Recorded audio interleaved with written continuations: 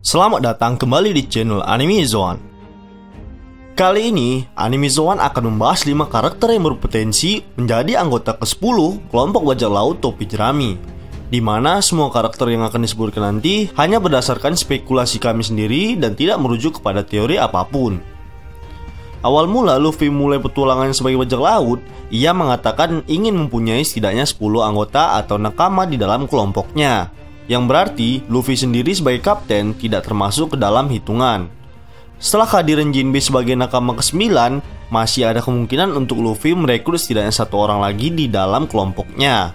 Berdasarkan informasi yang kami dapatkan, Oda Sensei menyebutkan ada kemungkinan 1 nakama lagi yang akan bergabung dan berasal dari musuh yang pernah dihadapi Luffy. Untuk itu, Anime Zoan telah merangkum siapa saja karakter yang berpotensi akan menjadi anggota kelompok topi jerami selanjutnya. Namun, seperti biasa, sebelum masuk pembahasan, silakan klik tombol subscribe dan aktifkan notifikasinya agar kalian tidak ketinggalan informasi terbaru seputar dunia One Piece dari channel Anime Zoan. Kalau sudah, terima kasih. Carrot.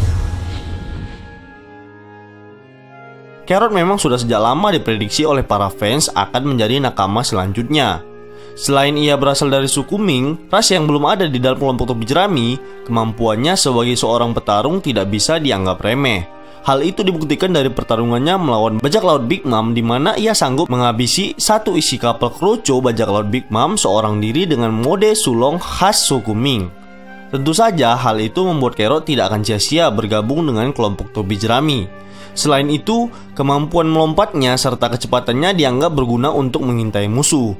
Nah, jika kita melihat kembali struktur dari kelompok topi jerami, semua anggota memiliki peran penting, entah itu sebagai petarung atau peran lainnya. Carrot juga sudah memahami dan mengenal semua anggota dari kelompok topi jerami. Jadi, ia tidak akan sungkan atau harus menyesuaikan diri lagi jika bergabung dengan Luffy dan kawan-kawan. Bergabungnya Carrot ke dalam kelompok topi jerami juga akan masuk akal ketika impiannya adalah untuk menjelajahi dunia dan memiliki petualangan sendiri. Selain itu, tujuan Carrot juga cukup jelas dengan alasan meneruskan impian kakaknya, Pedro, yang memiliki kekaguman kepada Luffy dan percaya Luffy adalah orang yang akan mengguncang dunia. Momonosuke. Momonosuke punya kemiripan dengan sosok Luffy, seperti memiliki tekad yang kuat dan mampu mendengar suara dari The Voice of All Things. Dia memiliki kemampuan untuk berkomunikasi dengan Zunisa, sang gajah raksasa yang berusia 1000 tahun. Ia melihatnya dengan tajam dan memberikan perintah kepada gajah tersebut. Momonosuke selalu mengidolakan ayahnya, yang mana ayahnya juga adalah seorang bajak laut. Itu berarti ada kemungkinan kalau Momonosuke akan mengikuti jejak ayahnya sebagai bajak laut dengan ikut berpetualang bersama Luffy. Lagi pula, ia sudah memiliki petualangan berlayar ketika masih berada di kapal Goldie Roger dan Whitebird, meskipun pada saat itu usianya masih balita. Momonosuke yang merupakan pewaris sah dari Kozuke Oden kemungkinan akan meneruskan impian ayahnya untuk membuka tirai negeri Wano kepada dunia. Hal itu tentu saja tidaklah mudah, mengingat usia Momo saat ini masih berusia 8 tahun, meskipun usia sebenarnya adalah 28 tahun. Sebelum ia benar-benar mewujudkan impian ayahnya tersebut, Momo harus memiliki pengalaman dan bisa jadi itu didapatkannya melalui petualangannya bersama Luffy dan kawan-kawan.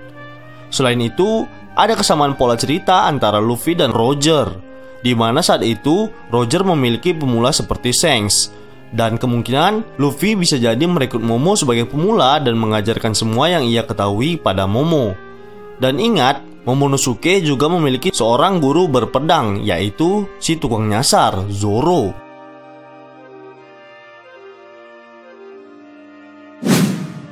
Otama. Otama adalah seorang gadis kecil dari wilayah Kuri yang ada di negara Wano. Dia adalah seorang kunoichi yang masih dalam masa pelatihan. Ia merupakan pengikut setia dari keluarga Kozuki. Ketika Ace mengunjungi Wano, Tama sempat menjalin kedekatan dengan kakak Luffy ini dan dia pun sangat mempercaya Ace. Tama bahkan memiliki keinginan berpetualang bersama dengan Ace di lautan. Namun, Ace tentu saja menolak dengan alasan ia masih terlalu kecil untuk menjadi seorang bajak laut profesional. Ace kemudian berjanji kalau Tama sudah berhasil menjadi seorang kunoichi, dia akan kembali ke Wano dan mengajaknya untuk berpetualang. Sayangnya, hal tersebut tak akan pernah terjadi, sebab Ace tewas dalam peperangan Marineford. Nah, kemungkinan Luffy akan memenuhi janji Ace kepada Otama untuk membawanya mengarungi lautan. Dan seperti yang kita ketahui, Luffy bukanlah tipe orang yang mengingkari janji. Apalagi melihat kedekatan Luffy dan Tama, sama seperti Ace dan Tama. Tama pun melihat kemiripan dari Ace sebagai bajak laut baik hati ada pada Luffy. Apakah Luffy akan menepati janji Ace dan membawa Otama bersamanya? Lagi pula, Tama punya kemampuan unik, di mana ia bisa mengeluarkan kibi dango dari pipinya dan membuat orang yang memakannya menuruti perkataannya. Marco the Phoenix. Marco adalah mantan kepala divisi pertama dari kru bajak laut Whitebird. Dia adalah kru yang paling dekat dengan Whitebird dan menjadi tangan kanannya. Setelah perang Marineford dan bertarung dengan Blackbird, Marco memutuskan untuk menjadi dokter di kampung halaman Whitebird.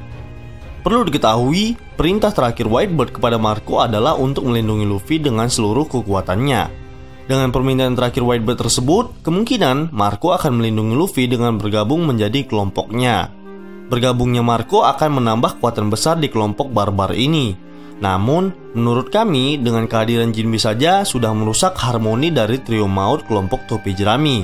Jika ditambah dengan Marco yang merupakan tangan kanan Whitebird, hal tersebut akan semakin menambah kekacauan dari harmonisasi tersebut. Jika Marco bergabung sebagai dokter, ingat kelompok topi jerami sudah memiliki chopper di dalamnya. Dan sepertinya Marco sudah tak memiliki tujuan lagi untuk mengarungi lautan, sebab ia merupakan anak buah dari bajak laut legendaris Whitebird yang kaya akan pengalaman. Tidak seperti kebanyakan anggota topi jerami lainnya yang memiliki impian masing-masing untuk mengarungi lautan. Meskipun tidak menutup kemungkinan Marco akan bergabung, namun kami rasa peluangnya cukup kecil. Caesar Clown. Desas-desus tentang anggota terakhir kelompok topi jerami yang berasal dari musuh Luffy dan kawan-kawan bisa jadi merujuk ke Caesar Clown. Sebab saat ini Caesar yang merupakan ilmuwan dan mantan rekan dari Dr. Vegapunk tak memiliki tempat untuk bernaung lagi. Ia adalah buronan pemerintah dunia, Big Mom dan tentu saja Kaido. Tak ada satupun dari mereka yang mau menampung Caesar Clown. Selain itu, di antara semua kru topi jerami, belum ada pengguna buah iblis Logia yang mana bisa menjadi tambahan kekuatan yang cukup mengerikan. Caesar sendiri memakan buah iblis Gasuga Tsunomi yang membuatnya menjadi seorang manusia gas dan dapat memanipulasi gas sesuka hatinya. Meskipun sebelumnya ia menggunakan kekuatan tersebut untuk melakukan kejahatan. Ia juga memiliki impian, sama seperti kru lainnya, yaitu menjadi ilmuwan terhebat dunia dan melampaui Dr. Vegapunk. Anggota topi jerami sendiri saat ini tidak memiliki seorang ilmuwan jenius. Jadi rasanya masuk akal kalau Caesar kemudian bergabung dengan Luffy dan kawan-kawan dan menjadi ilmuwan andalan mereka. Meskipun peluangnya sangat kecil, mengingat Caesar adalah tipe orang yang dibenci oleh Luffy dan yang lain, terutama para penduduk Wano akibat buah iblis citanya Smile. Namun, sama seperti kebanyakan musuh Luffy yang lain, seperti Bonchan dan Buggy, situasinya bisa saja berubah. Dari yang awalnya lawan menjadi kawan. Hal ini juga mungkin saja terjadi kepada Caesar Clown.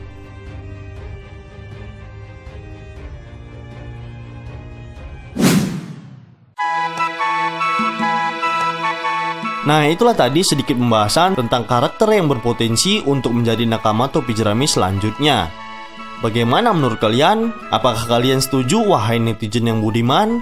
Ingat, ini hanyalah spekulasi dari admin berdasarkan opini sendiri. Jika menurut kalian pendapat kami ini masih keliru, kita bisa berdiskusi di kolom komentar di bawah ini, tentunya dengan sopan dan santai. Jika kalian suka video ini, silahkan like, share, dan subscribe. Satu subscribe dari kalian akan sangat membantu perkembangan channel kita ini. And last word, terima kasih.